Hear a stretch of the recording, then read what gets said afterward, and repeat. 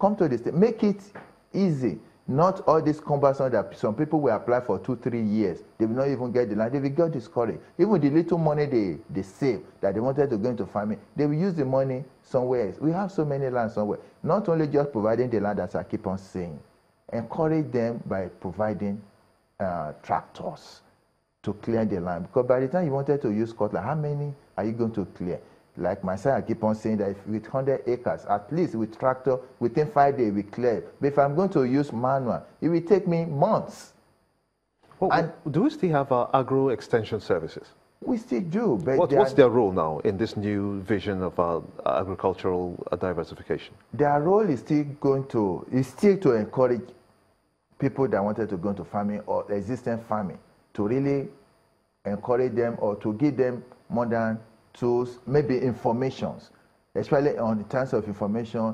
Like now that we said that there are so many pests that is disturbing farmers. These are where they're supposed to come in, extension officers. Okay, you can do this, you can do that. But another problem we still having is that most of these chemicals are very expensive to kill some of these things. I was expecting the government to give them some kind of cushion, maybe like a kind of way to subsidize it. Because that's why you see most farmers, they went at law, because they cannot afford, they just be looking at their farm being ravaged by some of these pests. So this is the work of the extension officers. They have to get out of their comfort zone in the office and go into the field. Their job is in the field, not in the office. But hardly you could see most of these extension officers, because some of them are already consultants. How do farmers pass information across to people? Because there are cases where some persons who were selling beans and some other products were caught trying to, I think they were using some sort of insecticide or so to drive away pests. Yes. And some of them, I think it was ignorantly, whether deliberate, we're not sure. How do you pass information to ensure that that doesn't happen? That's why we're talking about information. Information is a key. In order for people not to be killing citizens. And sometimes you look at what are the roles of all these extension officers.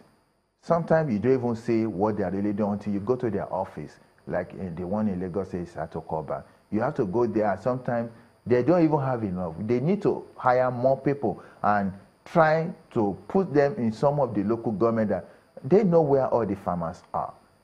Recently, now we are hearing the rumors that Olam or a company is trying to bring almost about 7 vessels of maize into Nigeria.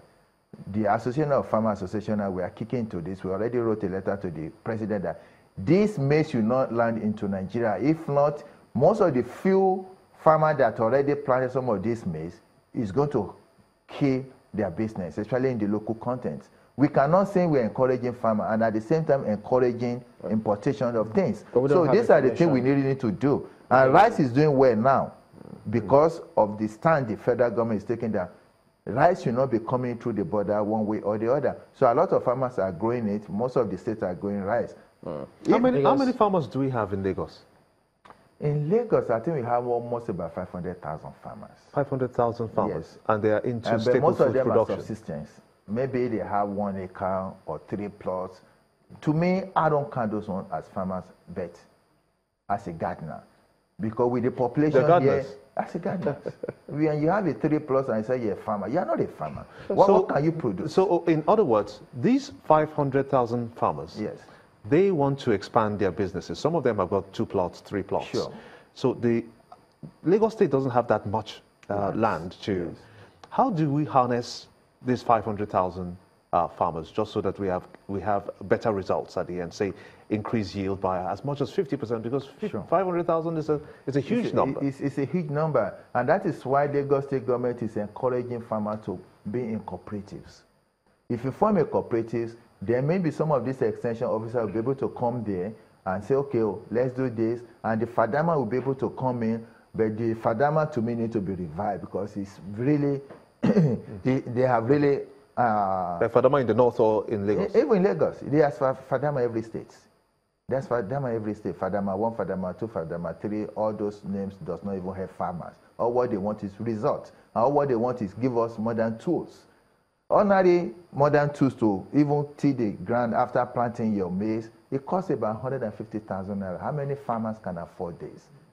And even the herbicide or the pesticide we are talking about, a 100 grams of it is about 2,400. So all this is where I expect the state and the federal government to really come in and help the farmers. You know, so with that, with 500,000 farmers in Lagos, it's a whole lot. But how many tractors do we have serving this 500,000? A lot of people still using their cutlass. That's why you don't see most of the youths going to farming, because they can't go to the farm with their cutlasses and hoe when they see their fathers being looking haggard. How does it work? For instance, if I want to hire a tractor, do I go to the Lagos State Agricultural Liaison Office to pay money, and then have the tractor come to my place to work? Recently, Lagos State just started agricultural machinery equipment leasing. I think they have about 3 in the whole of Lagos, 3 stations in the whole of Lagos State. I think the one around the Ikorodu around Laspotec. But the queue is long. It might not even get to you within 1 month. Queue to rent a tractor? To rent, yes. And it's not supposed to be, because they don't have enough. It's not supposed to be. Wow. The queue is long, and you have to understand that farming is time. It's time. And once you miss that time to plant, you're off. All right. I want to thank you for coming on. Wale Oyekoya, CEO, Bama Farms and council member, Lagos Chamber of Commerce and Industry. That's the agri section. We'll be back in a moment. Join us again.